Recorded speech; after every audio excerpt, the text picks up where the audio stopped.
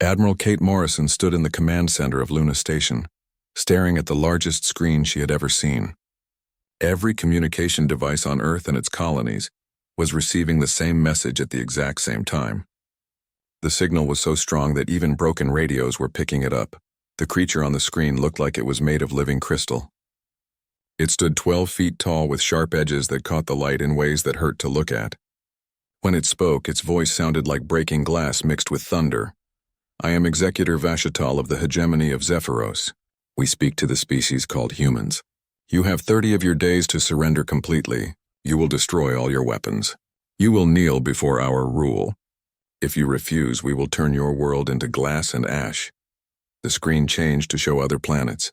Morrison watched in horror as world after world appeared, each one a burned wasteland. Cities were nothing but craters. Oceans had been boiled away. Nothing lived on any of them. 12 species chose to fight us, Vashatal continued. This is what happened to them. We have ruled this part of space for 3,000 years. We control 400 different species. Our ships number in the millions. No one has ever defeated us. Commander Jake Sullivan sat at the tactical station next to Morrison. His face was pale as he pulled up the data they had gathered about the hegemony. The numbers were terrifying. Their technology was hundreds of years ahead of anything humans had built. Their smallest ships were bigger than Earth's largest battleships. Admiral, Jake whispered, our entire fleet has maybe 10,000 ships. They have millions. Our most powerful weapons might scratch their paint. The message ended with Vashtal's cold stare. You have 30 days. Choose wisely. The screen went black. For a moment, nobody in the command center said anything. Then every communication device in the room started ringing at once. Presidents, generals, and colony leaders from across human space were all calling at the same time. Morrison took the most important call first. President Elena Rodriguez appeared on her personal screen. The president looked like she had aged 10 years in the last 10 minutes. Kate, tell me we have options, Elena said. I'm looking at our numbers now, Madam President. It's not good. They have us outnumbered 1,000 to 1. What about our secret projects? The new weapons programs? Morrison shook her head.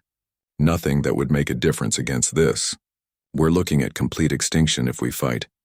2 hours later, Morrison found herself in the emergency session of the United Earth Council.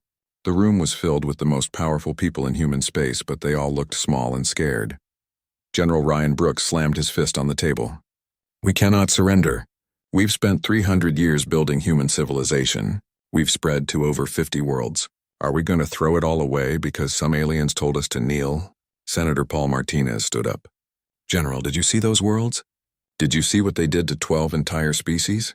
We're talking about 23 billion human lives. And what kind of lives will they be under alien rule? Brooks shot back. Slaves! That's what we'll be. They'll work us to death in their mines and factories. Dr. Lisa Carter had been sitting quietly in the corner. She was the head of something called Project Erebus, but nobody knew much about it. The project was so secret that even most of the council had never heard of it. There might be another option, she said quietly. The room fell silent. Elena leaned forward. What kind of option, Doctor? Lisa looked around the room carefully. I need to show you something. But I warn you all, once you see it, there's no going back.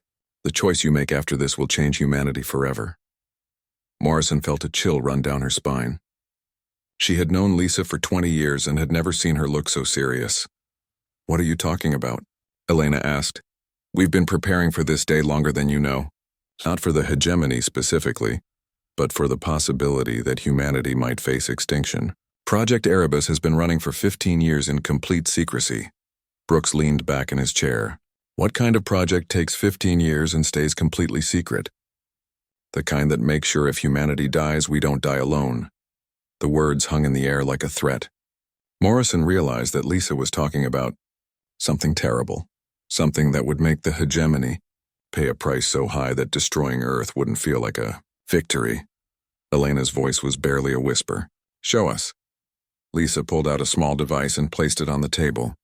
A hologram appeared showing what looked like an asteroid field. But as the image zoomed in, Morrison could see it wasn't natural. Massive structures had been built inside the asteroids, hidden from any outside observer. This is the Erebus facility. We've been building something there. Ships unlike anything in our regular fleet. Weapons that break every treaty we've ever signed. Technology that most of you would call monstrous. The hologram showed ships that seemed to eat light. They were completely black and shaped like knives. Even looking at the hologram made Morrison feel uncomfortable. What do they do? Elena asked. They're not designed to win battles, Madam President. They're designed to make the enemy wish they had never heard of humanity. If the hegemony wants to destroy us, these ships will make sure the cost is so high that they'll regret it for the rest of their existence. Morrison understood what Lisa was really saying. These weren't defense ships. They were revenge ships. If Earth burned, they would make sure parts of the hegemony burned too. Senator Martinez stood up slowly. Doctor, are you talking about targeting their civilians? Their homeworlds? I'm talking about survival, Senator. When someone threatens your entire species with extinction, you use every weapon you have. The room erupted into arguments. Some people said they couldn't become monsters to fight monsters. Others said that desperate times called for desperate measures. The debate went on for hours. Finally, Elena called for order. We need to vote. All in favor of seeing what Dr. Carter has built? One by one, hands went up around the room.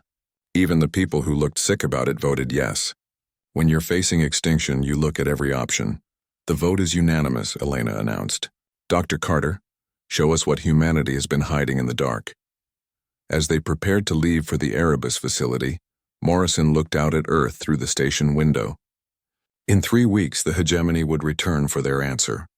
By then, humanity would have to decide what kind of species they wanted to be. The choice was simple: kneel or become something the galaxy had never seen before. 3 weeks had passed since the hegemony's ultimatum. Dr. Lisa Carter stood at the entrance of a massive airlock, waiting for the most important visitors in human history. Behind her stretched the Erebus facility, a complex so large it had been carved from the inside of an entire asteroid. Admiral Morrison stepped through the airlock first, followed by President Rodriguez and the other council members. They had traveled here in complete secrecy, their ship running dark to avoid any possible hegemony scouts. Welcome to humanity's last resort, Lisa said as she led them down a corridor that seemed to stretch forever. The walls were made of the same black material they had seen in the hologram. It seemed to swallow light and sound. General Brooks looked around nervously. How long has this place been here? Construction started 16 years ago. We've had 12,000 people working here in complete isolation. They volunteered to cut all contact with the outside world to keep this secret. They walked past laboratories filled with technology that Morrison had never seen before. Scientists worked on devices that hurt to look at directly. In one room, she saw what looked like a miniature black hole contained in a metal sphere. What are those people working on? Elena asked. Weapons that reality itself doesn't want to exist, Lisa replied. We had to break a lot of rules of physics to build them. They entered a massive hangar that took Morrison's breath away. Hundreds of ships floated in docking bays, each one perfectly black and shaped like a dagger. They seemed to bend light around them, making them hard to focus on even when standing right next to them. Captain Alex Turner walked up to greet them. He was young for a ship captain, maybe 30 years old, but his eyes looked much older. Welcome to the Black Armada, he said. I'm sorry you have to see this. Morrison studied the nearest ship. It was smaller than a regular battle cruiser, but felt far more dangerous. Why are you sorry? Because once you know what these ships can do, you can't unknown it. And if we use them, humanity will never be the same. Lisa nodded toward Alex. Captain Turner was one of our first volunteers. He's been training with these ships for 5 years. Alex, show them what we've built. They boarded Turner's ship called the Shadow Strike. The inside was as black as the outside, but somehow Morrison could still see everything clearly. The ship seemed to know where they were looking and provided just enough light to see. The hull is made of something we call void metal, Alex explained as they walked through the corridors. It absorbs all energy that hits it, light, radar, heat, even gravity to some extent. To enemy sensors, we barely exist. They reached the bridge, which looked nothing like a normal ship's command center. Instead of screens and buttons, the walls seemed to show space itself. Morrison felt like she was floating in the void between stars. The ship connects directly to the pilot's mind, Alex continued. We don't fly these ships, we become them. It takes 2 years of training just to stay sane during the connection process. Colonel Maria Santos joined them on the bridge. She was the weapons specialist for the project, and she looked like she hadn't slept in months. "Let me show you what we're carrying," she said. The wall changed to show the ship's weapon systems. Morrison recognized some of them, but others looked completely alien. "These are quantum disruptors," Maria explained, pointing to torpedo-shaped devices. "They don't just destroy matter, they tear holes in space-time itself. When they hit a target, pieces of it just stop existing." Elena stared at the weapons display. "How is that possible?" "We found ways to weaponize the space between atoms. It's not supposed to be possible, but desperate people find ways to break the rules." Maria highlighted another weapon system. "These are viral nanites. They eat through enemy ships from the inside, turning their own metal into more nanites. One torpedo can consume an entire fleet if given enough time." Brooks pointed at a device that seemed to shift and change as he looked at it. "What's that one?" Maria's face went pale. "That's a consciousness bomb. It targets the minds of enemy crews through their ship's computers. It doesn't kill them. It drives them insane. The psychological feedback spreads to other ships in their fleet." The room fell silent. Morrison realized they weren't looking at weapons of war. They were looking at instruments of terror. Commander Ben Hayes appeared on the bridge. He was the strategic planner for the Black Armada, and he looked like he carried the weight of the world on his shoulders. "You need to understand our doctrine," he said. "These ships aren't designed to protect Earth or our colonies." "What do you mean?" Elena asked. "We can't stop the hegemony from destroying our worlds. We don't have enough ships or firepower, but we can make sure that destroying us costs them everything they value." Ben activated a star map that filled the bridge. It showed the hegemony's territory. Thousands of star systems containing billions of alien beings. While they're burning our worlds, we'll be burning theirs. Their home worlds, their cultural centers, their civilian populations, everything becomes a target. Morrison felt sick. "You're talking about genocide." "We're talking about mutual annihilation," Ben replied. "If humanity dies, we take as much of the galaxy with us as possible. The hegemony needs to understand that conquering us will cost them their entire civilization." Lisa looked at each council member carefully. "This is what Project Erebus really is. It's not a defense system, it's a revenge system. These ships and weapons exist for one purpose, to make sure that if humanity falls, we don't fall alone." Turner's voice was quiet but firm. "We've already loaded targeting data for 300 hegemony worlds. We have ships positioned throughout their space waiting for the order. If Earth burns, they burn too." Elena closed her eyes. "How many would die?" "Conservative estimate? About 50 billion alien civilians in the first wave of attacks," Ben answered. "But the chaos that follows would probably kill billions more as their empire collapses." The numbers hung in the air like a death sentence. Morrison realized they weren't just being asked to fight, they were being asked to become the worst monsters the galaxy had ever seen. Santos spoke up again. "There's something else you need to know. Once we activate these systems, there's no going back. The weapons are designed to be autonomous. Even if we wanted to stop them, we couldn't." Brooks laughed bitterly. "So we're building a doomsday machine." "We're building a guarantee," Lisa corrected. "The hegemony needs to know that destroying humanity will destroy them too. Maybe they'll think twice." Elena opened her eyes and looked around the bridge. "And if they don't think twice?" Turner answered for everyone. "Then the galaxy learns what happens when you push humanity too far." They spent the rest of the day touring the facility. They saw training centers where humans learned to pilot ships that barely existed in normal space. They saw laboratories where scientists had learned to weaponize concepts that most people couldn't even understand. They saw manufacturing centers where humanity's darkest dreams were being turned into reality. As they prepared to leave, Elena gathered the council members together. "We need to vote. Do we authorize the use of the Black Armada if the hegemony attacks?" Morrison looked around at her colleagues. They all looked sick, but they all looked determined too. When you're facing extinction, morality becomes a luxury you can't afford. The vote was unanimous. If the hegemony wanted to destroy humanity, they would pay a price that would echo through the galaxy for thousands of years. As their ship left the Erebus facility, Morrison looked back at the asteroid that housed humanity's greatest secret. In a few days, the hegemony would return for their answer. Humanity's response was ready. It just wasn't the response anyone expected. 30 days had passed since the ultimatum. Admiral Morrison stood on the bridge of Luna Station, watching the stars disappear one by one. The hegemony fleet was so massive, that it blocked out entire sections of space as it approached Earth. Commander Sullivan counted the enemy ships as they dropped out of hyperspace. 50,000 confirmed contacts and still counting, he reported. Admiral, their smallest escorts are bigger than our battleships. Morrison nodded grimly. Humanity's entire fleet had gathered to defend Earth. 10,000 ships representing 3 centuries of human engineering and determination. Against 50,000 alien warships, they looked like toys. Executor Vashital's face appeared on every screen in human space. The crystalline alien looked even more imposing than before, surrounded by the bridge of a ship that seemed to be carved from a single massive gem. Humans, Vashital announced. Your 30 days have ended. Have you chosen to surrender? Morrison activated the response beacon that would broadcast her words to the entire galaxy. She knew that other species would be watching, wondering if humanity would kneel like so many before them. I am Admiral Kate Morrison of the United Earth Defense Force. I speak for all humanity when I say this. Come and take it. Vashtal's expression didn't change, but Morrison could see rage building in his crystalline features. So be it. You have chosen extinction. The hegemony fleet began its attack immediately. Beams of energy that could melt mountains lanced out from their ships. Humanity's outer defense platforms lasted exactly 17 seconds before being vaporized.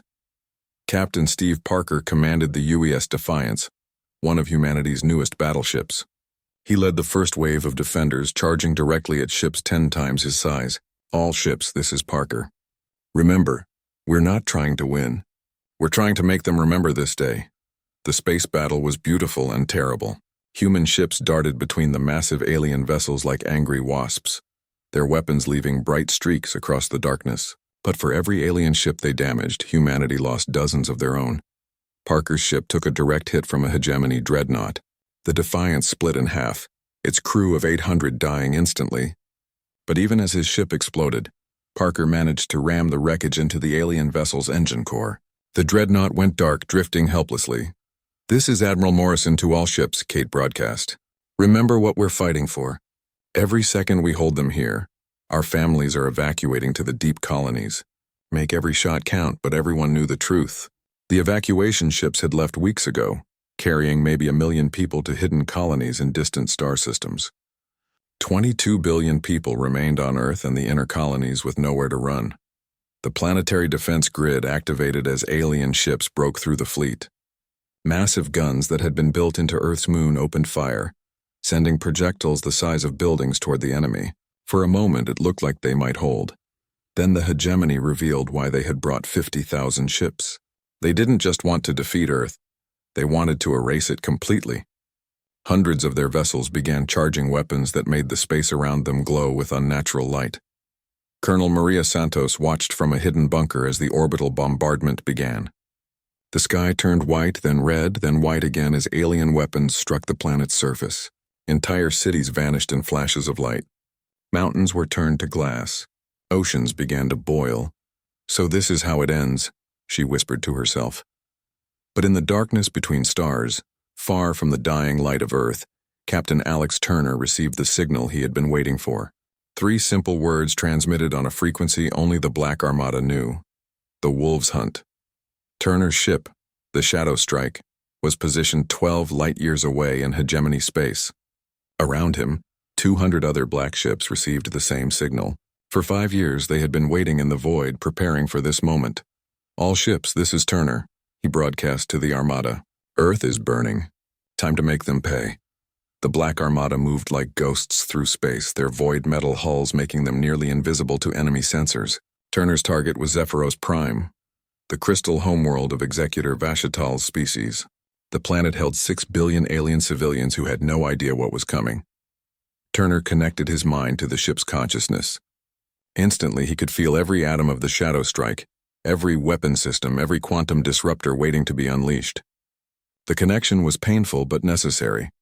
These ships required total unity between pilot and machine. Beginning attack run on Zephyros Prime, he reported. All weapons armed. The crystal cities of the alien homeworld sparkled like jewels in the light of their purple sun.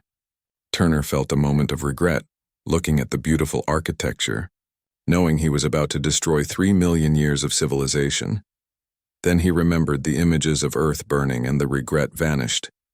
The quantum disruptors launched silently, invisible beams that traveled faster than light itself. When they struck the planet's surface, reality simply stopped working properly. Entire city blocks didn't explode. They just ceased to exist, leaving perfectly spherical holes in the landscape. Lieutenant Colonel Amy Brooks was leading a different kind of attack. Her squadron of 12 ships had infiltrated the hegemony fleet still attacking Earth. Their target wasn't the enemy ships themselves, it was the minds of their crews. Consciousness bombs armed and ready, she reported, targeting the command vessels. The weapons she carried were the most terrible thing humanity had ever created. They reached into enemy ships through their computer networks and attacked the minds of the crews directly. The psychological assault didn't just kill, it drove aliens insane with visions of their worst fears. Brooks felt sick as she launched the weapons, but she thought of Earth's burning cities and pressed the firing button anyway. The effect was immediate.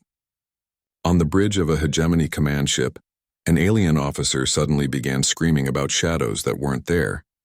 The madness spread through the ship's crew like a virus, and within minutes the massive vessel was firing randomly at its own allies.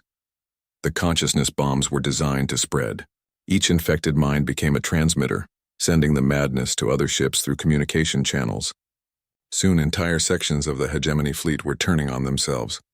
Back on Earth, Admiral Morrison watched in amazement as some of the alien ships attacking her world suddenly stopped firing and began attacking each other instead.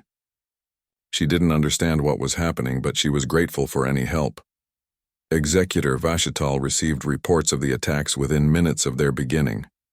His homeworld was under assault by invisible ships using weapons that shouldn't exist. His fleet was being infected by some kind of mental virus that turned his own crews against him. How is this possible? He demanded. Our sensors show nothing. His tactical officer, a spider-like creature with too many eyes, consulted the battle displays. The humans appear to have ships we cannot detect. They are using weapons that violate the laws of physics. Vashital felt something he hadn't experienced in 3,000 years of conquest. Fear. Not fear of defeat. The hegemony would still win this battle. But fear of the cost. These primitive humans were making him pay a price he had never expected. On Earth, Admiral Morrison received her final transmission before the communication satellites were destroyed. It came from a source she didn't recognize, but the voice was unmistakably human. This is Captain Turner of the Black Armada. Earth Command. We have begun operations in hegemony space. We will make them regret this day for the rest of their existence. Morrison smiled grimly as her command center shook under another bombardment. Earth was dying, but humanity's revenge was already underway. The galaxy was about to learn what happened when you pushed humans too far. The last thing she transmitted before Luna Station exploded was a simple message, broadcast on all frequencies. We're already dead. The question is, how many of you are we taking with us? The war had begun in earnest, but it wasn't the war anyone expected. 6 months had passed since Earth burned. Captain Alex Turner floated in the command center of his ship, the Shadow Strike, staring at the tactical display showing hegemony space. What had once been a unified empire was now a collection of panicking systems as the Black Armada continued its campaign of terror. Turner looked older than his years.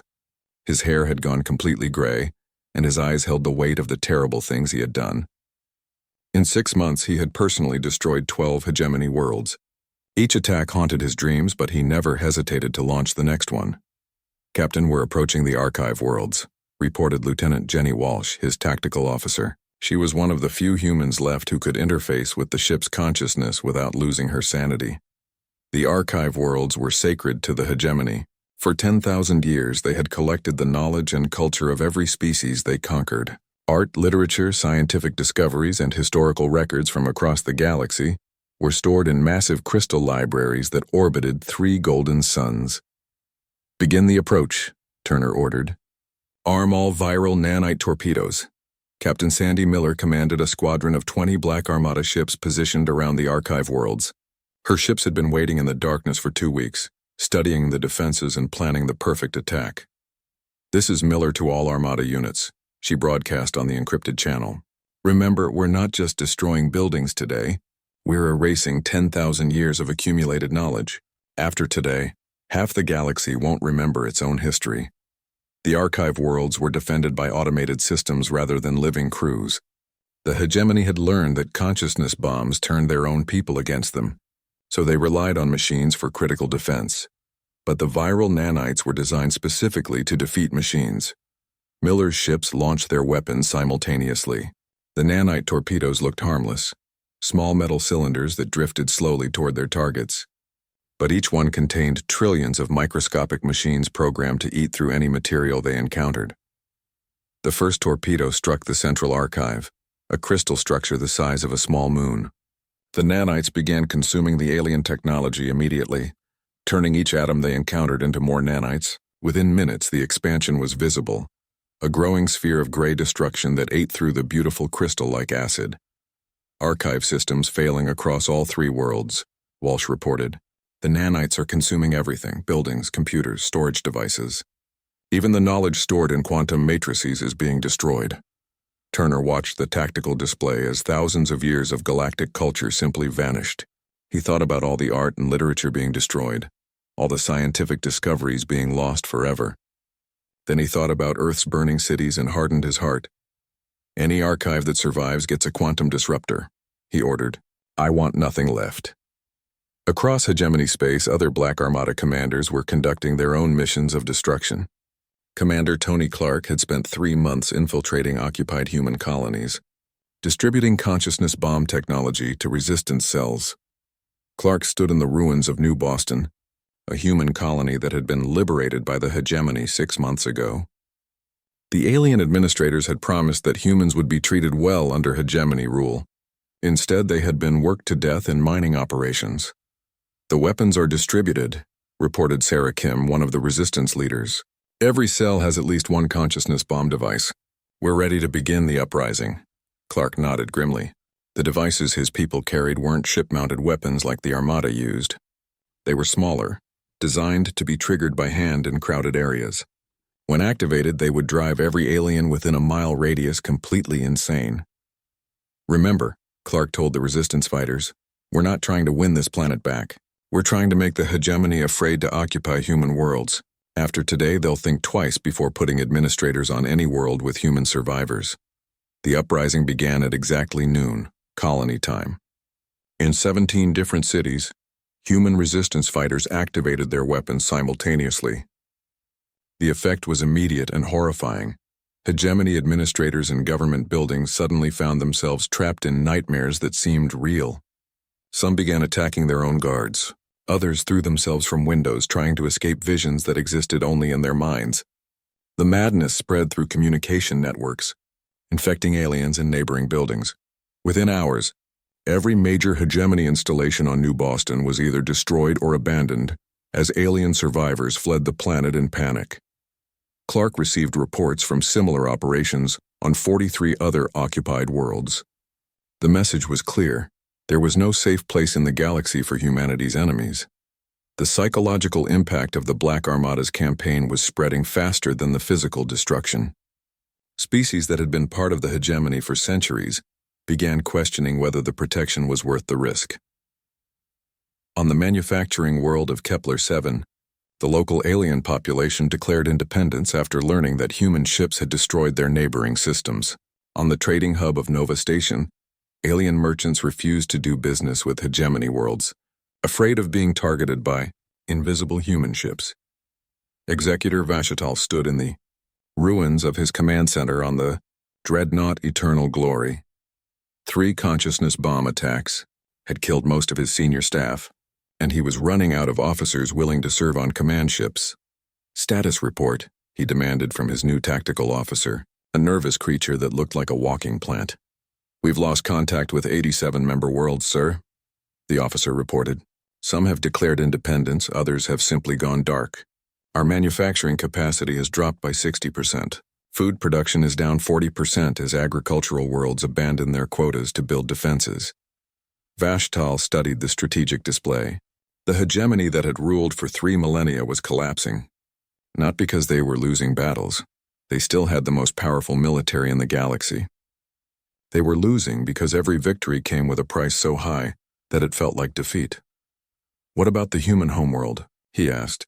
Earth is a dead rock, sir. We destroyed every city and boiled away most of the oceans. But the attacks on our territory have only increased since then. That was the problem. Destroying Earth was supposed to end human resistance. Instead, it had unleashed something far worse. The humans weren't fighting to protect anything anymore. They were fighting for pure revenge. Captain Amy Brooks commanded the deepest penetration mission yet attempted. Her ship, the Night Terror, had traveled all the way to the galactic core where the hegemony's oldest and most powerful worlds were located.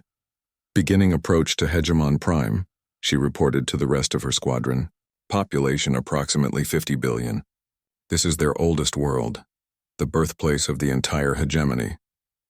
Brooks had been fighting for 8 months straight. She had personally killed more alien civilians than she could count.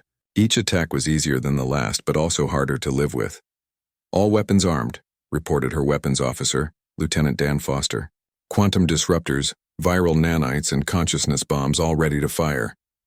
Brooks looked at the tactical display showing the beautiful blue-green world ahead of them. 50 billion aliens lived there, scientists, artists, children who had never heard of humanity. In a few minutes, they would all be dead. "This is for Earth," she whispered and gave the order to fire.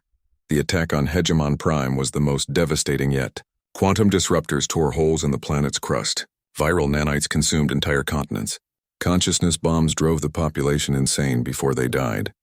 Within 6 hours, the birthplace of the galaxy's greatest empire was a lifeless wasteland.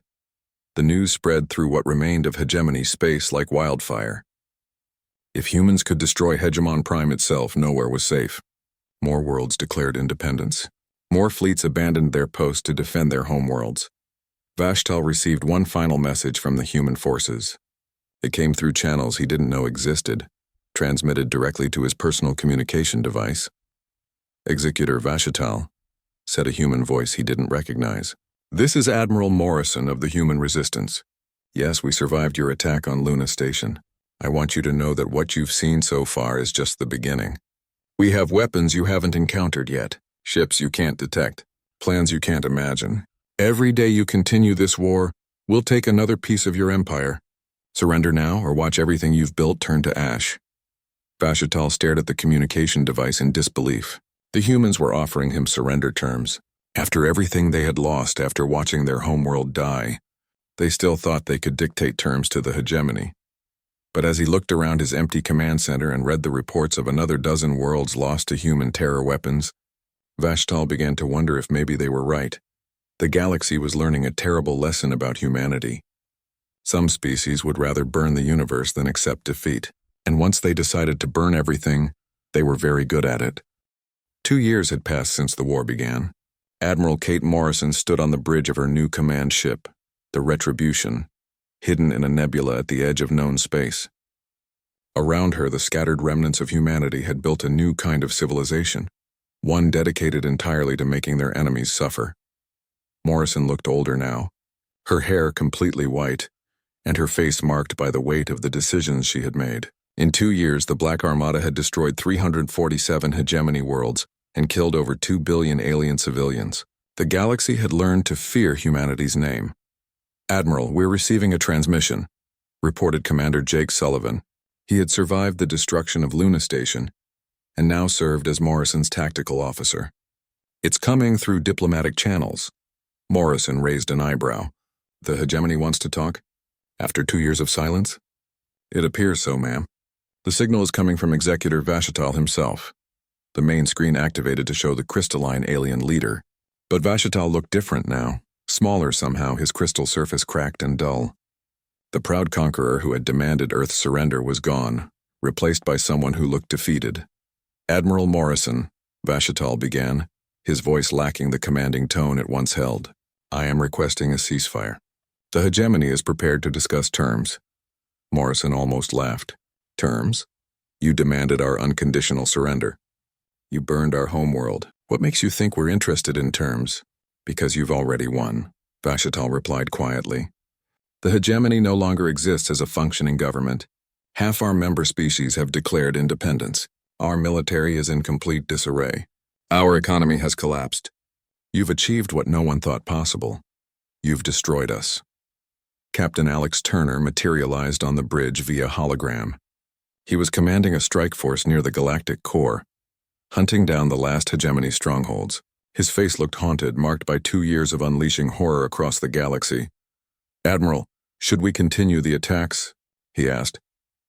"We've located 3 more military installations." Morrison studied the tactical displays showing hegemony space.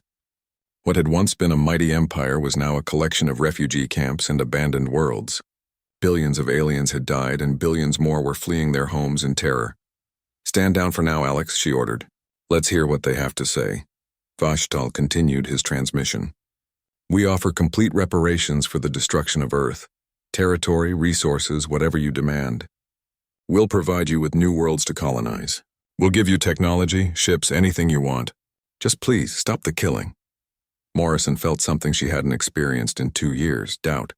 When the war began, she had convinced herself that humanity was fighting for survival. But Earth was already gone. The colonies were safe. What were they fighting for now? Dr. Lisa Carter appeared on another communication channel. She was calling from the Erebus facility, which had become the center of human weapons research. "Kate, we need to talk about something.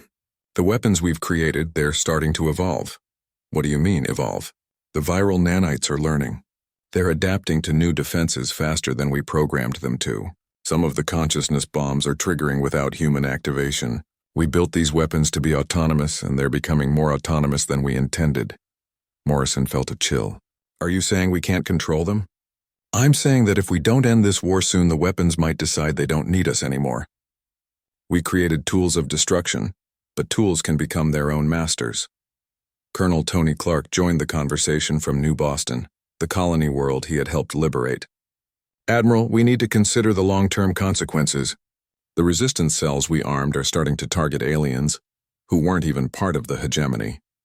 Some of them think any non-human is the enemy now." Morrison closed her eyes. They had set out to save humanity, but in doing so they had created something monstrous. The weapons they built to defeat their enemies were changing them into something they didn't recognize. "Vashtal," she said, reopening the channel. "What exactly are you proposing?" "A covenant," the alien leader replied. "A mutual agreement that will prevent anything like this from ever happening again. We propose the creation of a neutral zone around all human space. Any species that threatens humanity's existence will face immediate retaliation from both human and former hegemony forces. You want us to become partners with you?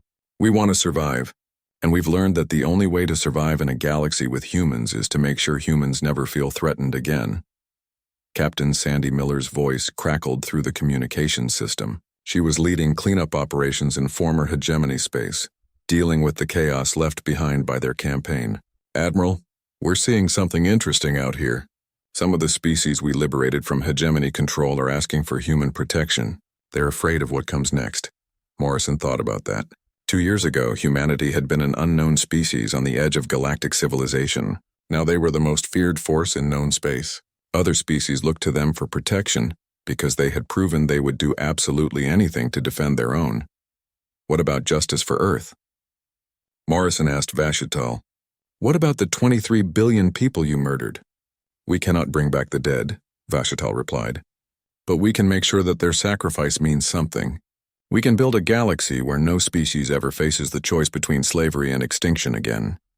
Morrison looked around her bridge at the faces of her crew. They were all tired. Tired of fighting, tired of killing, tired of being the monsters that other species whispered about in the dark. Commander Sullivan spoke quietly.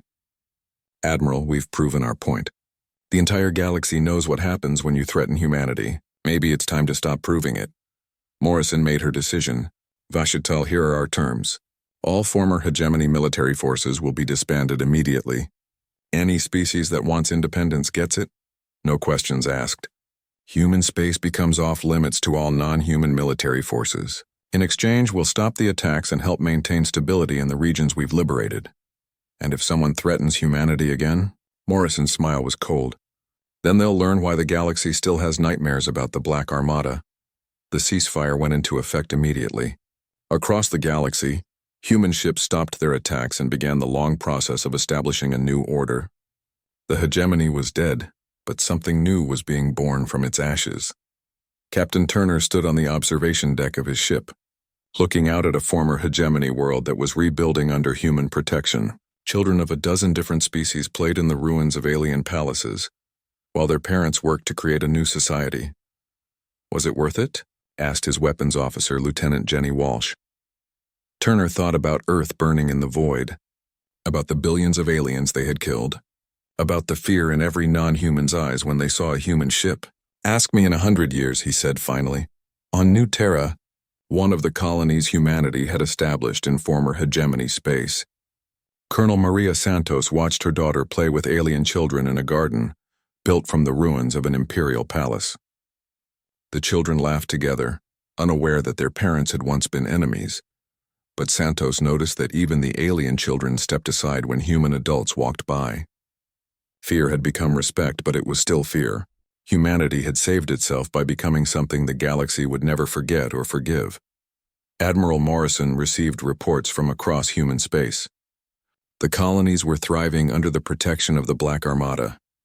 Trade was booming as former hegemony species competed to win human favor. Human technology was spreading throughout the galaxy, bringing prosperity to worlds that had been oppressed for millennia. But late at night, when the reports were filed and the meetings were over, Morrison would stand at her window and look out at the stars. Somewhere out there, the weapons they had created were still active, still waiting for the next threat to humanity. Viral nanites drifted through dead systems, consuming anything they encountered. Consciousness bombs waited in hidden locations, ready to drive entire populations insane. They had saved humanity, but the cost had been their innocence. The galaxy was safer now, but only because everyone was afraid of what humans might do if threatened again. Earth remained a dead world, its surface still scarred by hegemony weapons. But humanity had built a monument there, a massive black obelisk that could be seen from orbit.